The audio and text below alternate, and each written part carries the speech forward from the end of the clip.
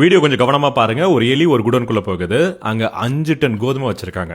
அது உள்ள போறப்ப ஒல்லியா இருந்ததுனால ஈஸியா ஒரு கிராக் வழியா உள்ள போயிடுச்சு. உள்ள போனதுக்கு அப்புறம் ஒரே விருந்து தான். டே நைட் சாப்பிட ஆரம்பிக்குது. யாருக்கும் பயப்பட வேணாம், உழைக்க வேண்டாம், உட்கார்ந்த இடத்துலயே சாப்பாடு. அதாவது கம்ஃபர்ட் தான்.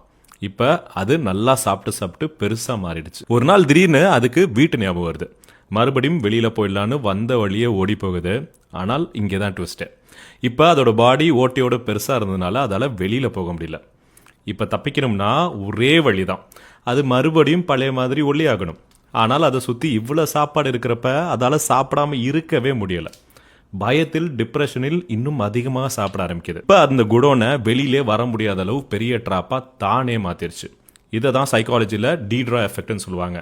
வாழ்க்கையிலுமே இதே தான். நமக்கு அதிகம் கிடைக்க நம்ம ஆசைகள் பழக்கங்கள் எல்லாமே பெருசாகும். ஸ்டேஜில் நம்ம ஆசைப்பட்டு அமைச்சுக்கிட்ட லைஃப் ஸ்டைலை வாழ முடியாம அதை மற்றவங்களுக்காக மெயின்டைன் பண்றதுக்காக கஷ்டப்பட ஆரம்பிச்சிருவோம். நல்லா புரிஞ்சுக்கோங்க, உண்மையான பலம் எல்லாத்தையும் வாங்குறதுல இல்ல, தேவையில்லாத விஷயங்களை வாங்காம இருப்பதுதான். இந்த வீடியோ உங்க கூட கனெக்ட் ஆச்சுன்னா ஐ வில் வின் கீழே காமெண்ட் பண்ணுங்க. உங்க ஃப்ரெண்ட்ஸ் அண்ட் ஃபேமிலி கூட நிறைய ஷேர் பண்ணுங்க. வாழ்க்கை ரொம்ப அழகாக இருக்கும்.